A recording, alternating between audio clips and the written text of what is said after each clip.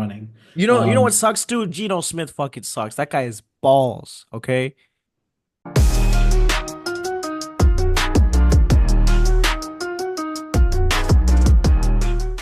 What's up, guys? The New York Giants over the Seattle Seahawks, 29-20. My name's Sean. I'm here with my co-host, Tan, on the Young Giants podcast. And Tan, Daniel Jones had a big game. Uh, we didn't have neighbors for this game. No neighbors, no problem, apparently. Yes, sir. Tyrone Tracy shows out as an RB1, and the defense has really stepped up this season, 5 games in, and I feel like it's really, stood out past our expectations.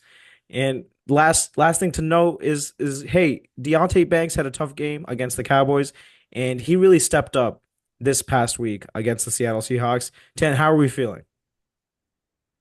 Bro, I'm feeling good, but one thing that we should do before we move any forward is since it's a winning week, we got to put on our winning glasses, man. That's right. We got to put on our victory shades. Let's do it.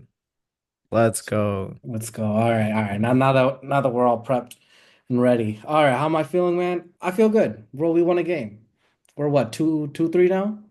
It's not a terrible place to be in right now. Seattle Seahawks are 3-3 in a matter of a week and a half.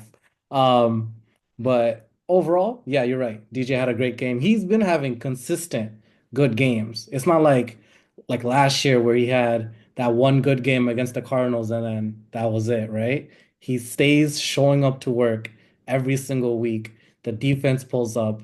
The whole team is playing as a unit. You're right. No neighbors, no problem. Me personally, if it wasn't for the Seahawks game, I would have been a lot more worried for the Bengals game. But because we proved to, they proved to the fans that they can win without their number one receiver, means everything. Gives us hope for the rest of the season. So I'm feeling good, man. Something I've noticed in the past couple of weeks is that, Daniel Jones has been pretty much a good manager of the offense. He hasn't been much of a negative. He just hasn't made the most of his deep passing opportunities, but he's been able to get the ball to his receivers on time. He's been able to face the blitzes, face the pass rush, move in the pocket. He's doing a lot of things right for the quarterback position. And this game was huge because, dude, we didn't have our wide receiver one. I think Malik Neighbors was making up almost like 40% of our entire offense, right? And this guy, that guy's not there.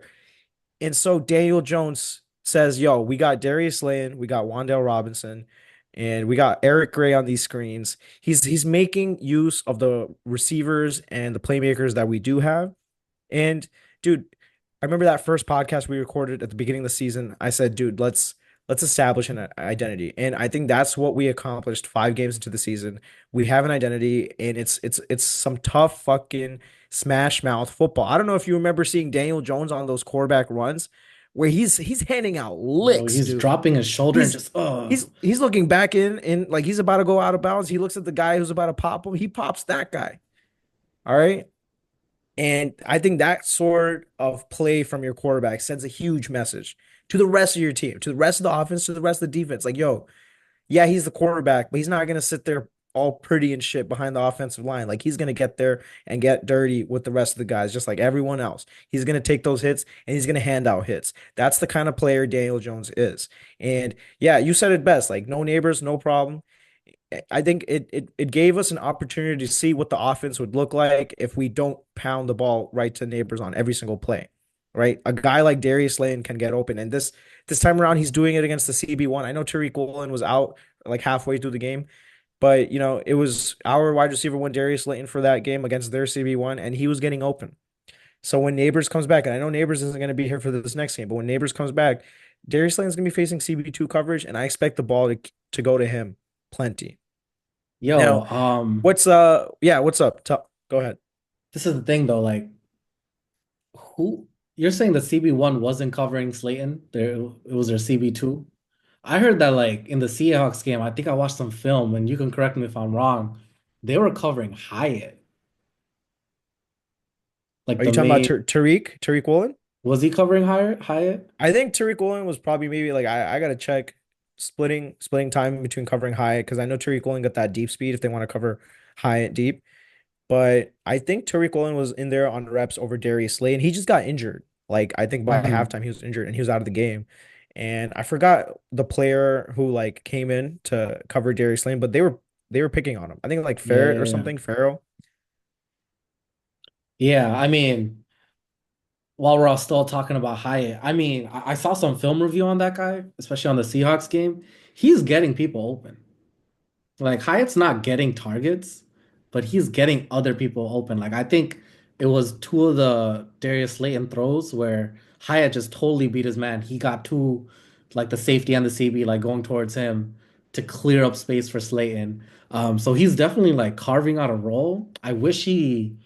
I don't, I guess one DJ doesn't trust Hyatt yet, or Dayball doesn't trust Hyatt yet. Like they're just using him as a like not a screen, but like a way to distract other people to clear space for our other wide receivers. But I don't know, man. Maybe if he cleans up his route running and isn't just like, gutting it every play, like I think we'll actually have a deep ball threat. Like I was really hoping this would be the year for him, but I'm glad to see that at least like him being on the field isn't totally useless, despite what his numbers might seem.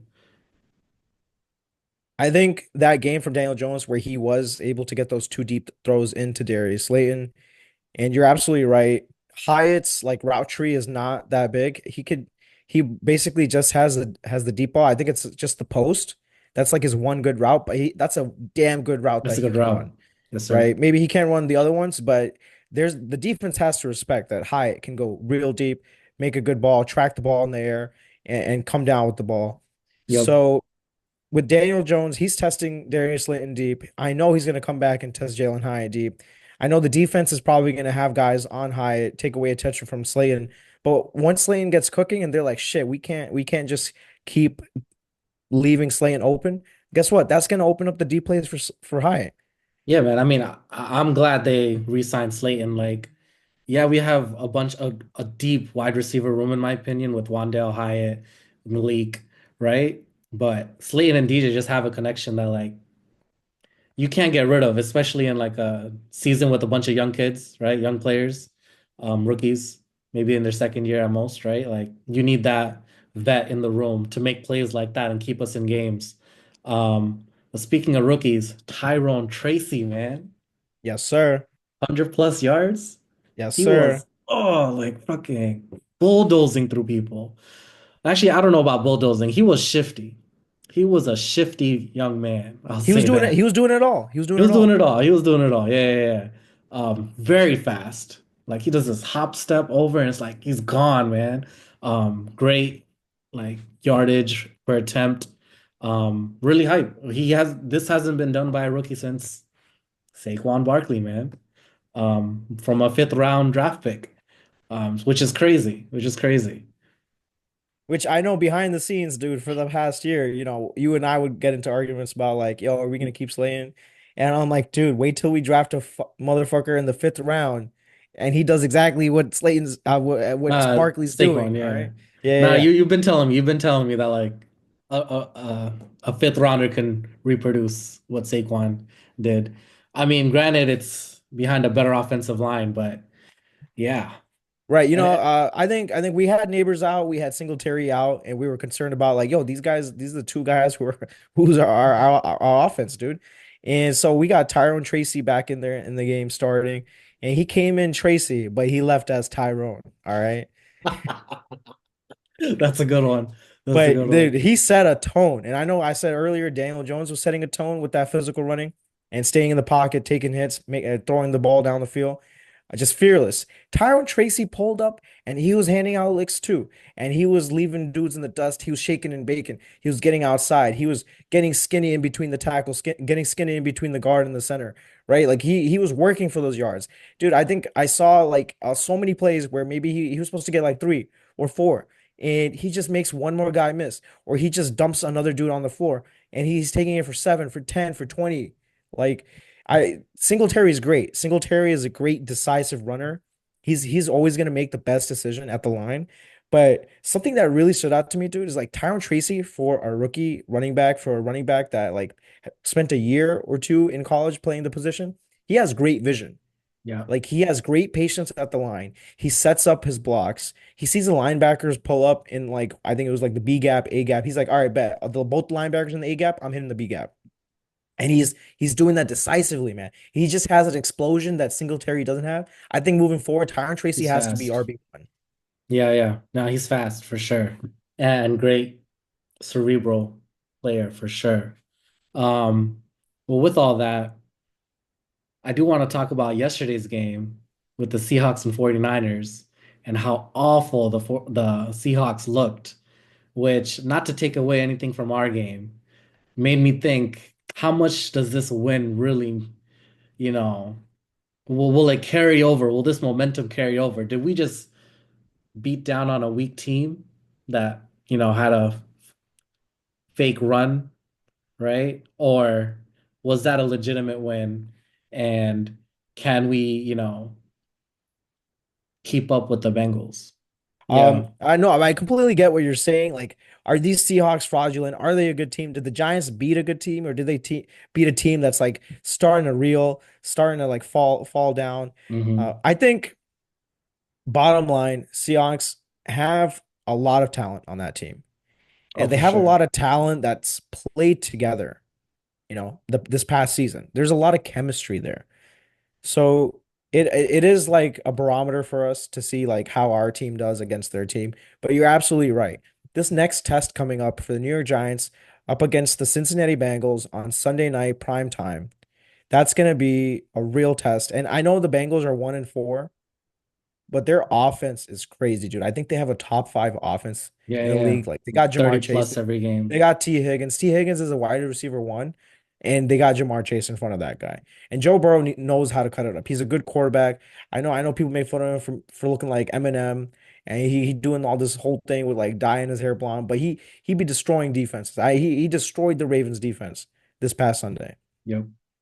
And lastly, before we dive into that game, I guess like a good transition is like we'll talk about our defensive performance against the Seahawks. And yo, do you think it's going to carry over? Like, what do you think is going to carry over from the Seahawks game to the Bengals game defensively?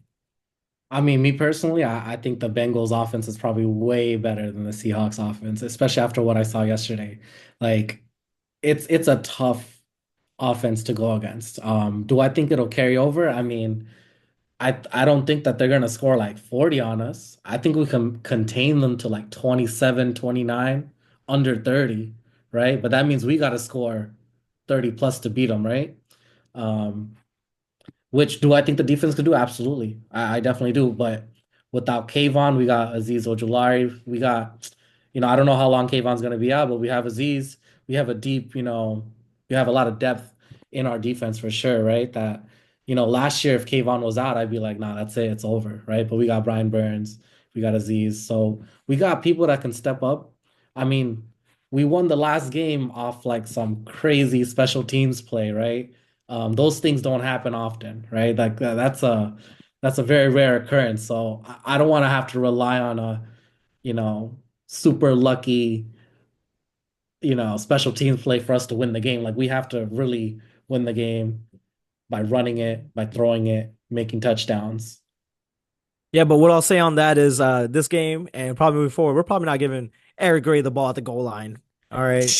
I think that was a 14-point swing that went the Seahawks way at the beginning of the game, and then we had a blocked field goal for a touchdown. That was another swing going our way.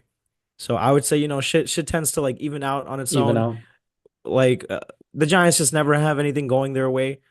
I want to see more stuff going our way, but regardless, dude, like yeah, we had that 14-point swing. The players are playing.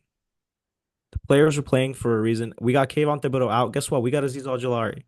And I think I would argue Azeez Ojulari is a better pass rusher down to down than Kayvon Thibodeau. I think Kayvon Thibodeau is overall a better edge defender, better against the run for sure. But Azeez Ojulari might give you a little bit more juice around the edge. And we got Dexter Lawrence, baby. We got Dexter Lawrence. He was picking them up and putting them down, dude. Oh, you love He got saying that, three sacks. man. He got 3 sacks last game, man. He got three Dude, sacks, but he was in on 4 quarterback sacks. He was in on 4 of them. no, yeah, He really should have had Dex 4 sacks. Dex is killing it. Question I had about that is that who would go one on one with Dex with the Bengals, and who's the double team that's gonna go against him? Do you know? So something they switched up this season is last season, Dexter was like exclusively on the playing from this over the center.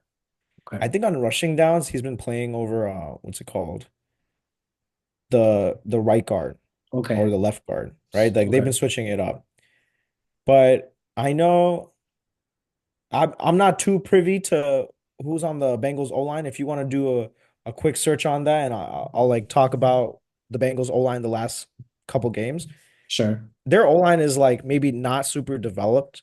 I know they have like two new tackles, and that's something that we can abuse. Last couple of games, I think we've been playing weaker interiors, so Dexter Lawrence has been able to eat.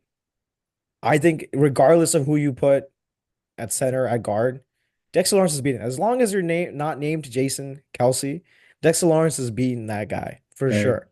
For sure. And I think guys like Elijah Chapman have been able to step up, and Shane Bowen has been able to really scheme up ways for Dexter Lawrence to get one-on-one matchups.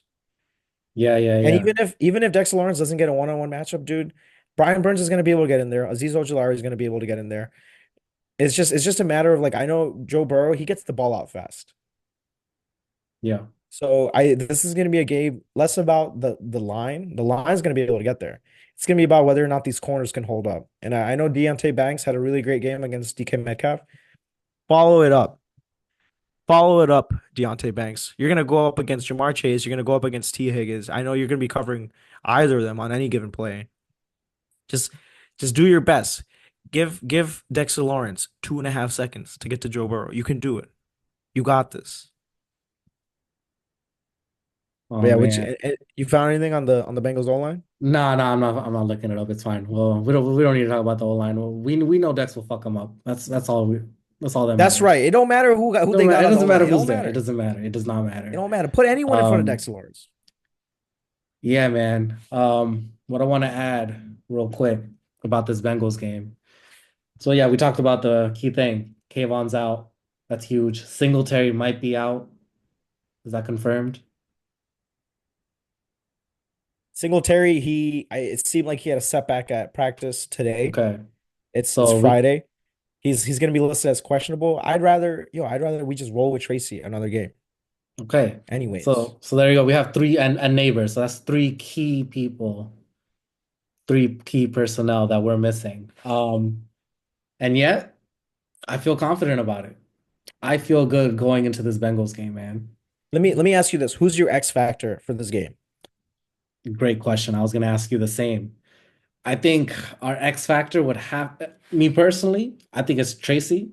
I think Tracy can either do what he did or even go up from there. Um, but besides him, I need DJ's legs, man. Pause. That guy gotta run it for real. Like he hasn't been running the ball like that crazy like he used to. Like he used to have more rushing yards than our running back. You remember those days? You remember when he used I to do remember run those days. Yeah. 115 yards for no reason? Yeah, yeah. He needs to bring that back. Um, Granted, he has a better O-line. He doesn't need to scramble as much. I get why he's not. But when the going gets tough and you're missing key people and you need to put up a lot of points, I would hope, safely, of course, that he uses his legs, man. I think that those are the two X factors for me.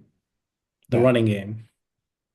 And I'm gonna say my X factor for this game is Bobby Okereke, middle Oh, linebacker word. for the New York Giants. Because I'll tell you what, Bobby Okereke was a difference maker all of last season. He had like a 3, 4 game stretch where he was playing like an all pro. He was getting in passing lanes. He was batting up passes. He was getting interceptions. He was making sacks. I want I want to see a game from the defense where Bobby Okereke takes over the game. We've seen games where Dexter Lawrence takes over the game. We know what he can do. I want to see another guy step up. I want to see Bobby Okereke, like get in front of these tight ends when Joe Burrow is trying to get that pass in there and get in Joe Burrow's face. I want to see a sack from Bobby Okereke. I want to see a pass defense. I want to see a turnover from Bobby Okereke this game. That's like the key on defense for me. And on offense, I want to see contributions from Jalen Hyatt. I think this is a game where maybe Jalen Hyatt doesn't pop off for 100 yards, but I want to see him get 3 catches, 50 yards. Is that too much to ask for, You know, man? like Three I want to catches? I want to see some production from Jalen Hyatt, something to build on. Yeah, I don't know why Dave wasn't trusting him. Like, he's had a year to work on his route tree, right? And you're saying, hey, it's not developed enough for him to, or DJ We doesn't got a trust him guy. enough. We got Darius Slayton, dude. We got We got Darius Darius Slayton. Slade. You know what it is? Like, Yeah. Jadon's not getting any reps with DJ right now. That's what I think the real issue is. He's not on first team, is he? But he's always I starting. with neighbors out, I'm sure he's on first team the last Oh, couple now he weeks. is. Now he is for sure. Yeah, Right. maybe they're cooking something up with him, right? Um, because he has the ability to change the game, man. If you just trust in it. And I hope DJ trusts in himself to throw those deep balls to him too. Which I think he does. You know, he proved it last game. Like the deep ball is not a problem. It's never been a problem, you know. We can make it I got happen. I got confidence in Daniel Jones.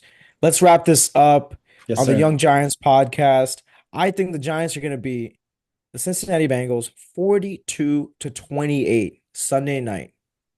You think that 42 to 28. I think it'll be like what? 40? You think we're dropping 42, man? That's two defensive touchdowns, one rushing touchdown, two passing touchdowns, and then some, and a 2-point play. Yeah? Listen to me, That sir. sounds all right. I'll Dexter pause. Lawrence is gonna pick him up and put him down on Sunday Night Football in the I MetLife. You heard it here. What's your score prediction, Tan? What did you say again? 42? 42 to 28. You heard it here first on the New York Giants podcast. 42 to 28. This is the Young Giants podcast. Thanks for tuning in.